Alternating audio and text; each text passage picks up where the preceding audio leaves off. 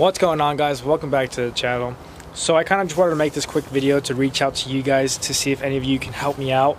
So I've been having a lot of issues with the boosted hard body, and it's kind of just been demotivating me to the point where I'm thinking of like even just parting it out and completely scrapping it and just getting rid of it, because I've tried almost anything you can think of and it's not working. I really don't know what to do at this point. So that's why I want to see what you guys recommend.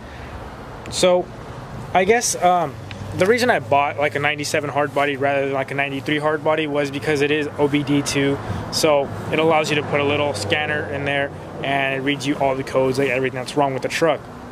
Now for turboing it, it is a little harder because there's more sensors. Let me just put you guys down. There's more sensors, so it is harder to turbo these trucks.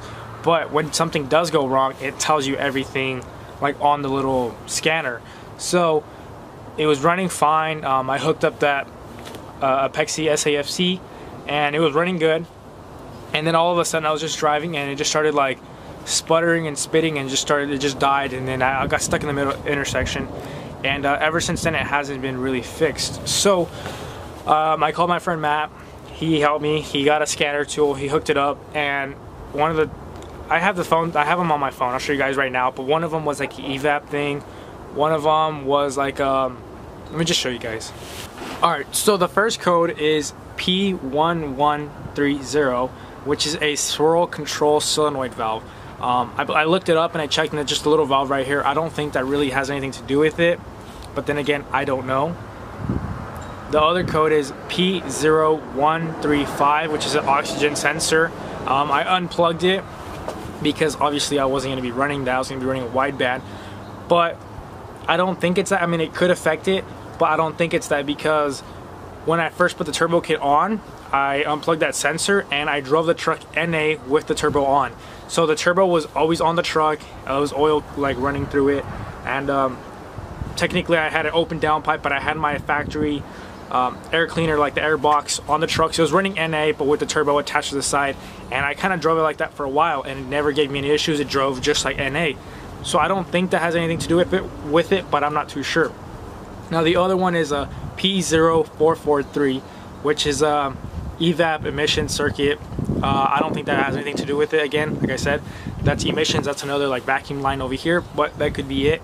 And the one that I think it is P0335, which is a crankshaft position sensor, a circuit malfunction, which I'm thinking either something is wrong with the wiring to the crankshaft position sensor or the sensor itself is bad. But I can't even find the sensor so I can, like, you know, try to replace it.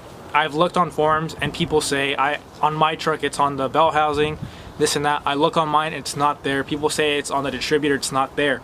I don't know like where to look anymore. Like, I know it's somewhere on the crankshaft rather than on the flywheel or on the crankshaft itself or the front harmonic balancer, but I don't see anywhere. So people say it's on the bell housing of the transmission, on top of the block, at the bottom of the head. I looked, there's nothing there, even no wires going to it.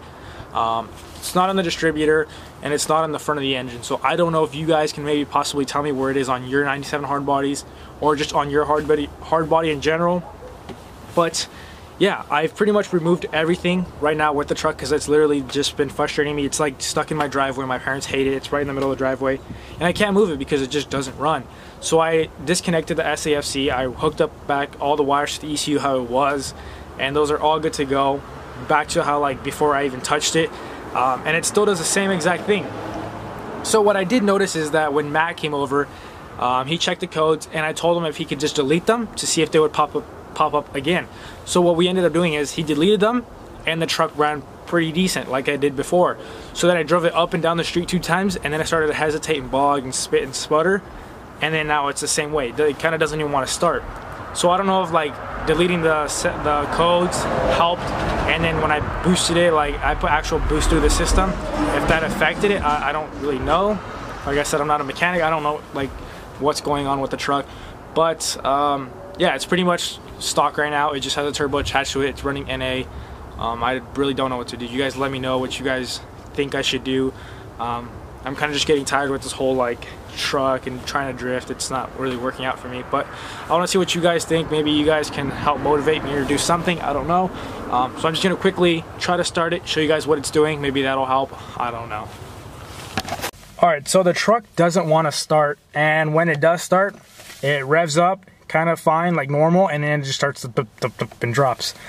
Like I said, I don't really know what it's doing. I haven't really tried it too much, but I've already tried it today. It does the same exact thing.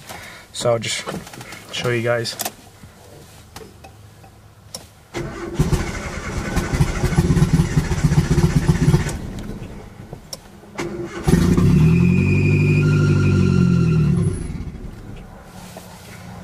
And that's without me giving it gas. I'll just give it gas to show you guys what it does.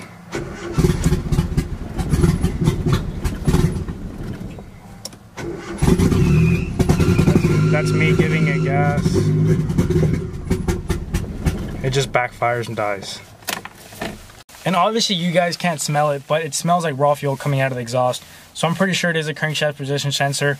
ECU is probably like, what the heck is going on? Doesn't know how much fuel to put in. So, you know, I really don't know. I'm not a mechanic, like I've been saying, I don't really know. But I hope maybe one of you guys can possibly help me figure out where it's at, where it's located, how to remove it, you know, do all that kind of stuff. Because right now I really need to get out of my driveway, so it's either start parting it out, you know, sell it as a whole, or at least attempt to fix it. I've been attempting to fix it, but I've had no luck. So yeah, I hope we get this fixed, because if we do, then I'll start, you know, actually making more videos for you guys, because right now I don't really, like I said, I'm not really interested in even looking at the truck because it doesn't run, so there's no point of even doing anything to it. But I was thinking, if I do get it running, taking the turbo off and just welding the diff and just trying to learn how to drift with the bone stock truck, and then from there seeing what I need to do and then make minor adjustments rather than just fully building the truck and trying to learn with like a built truck, if that makes sense. Some of you will understand, some of you won't.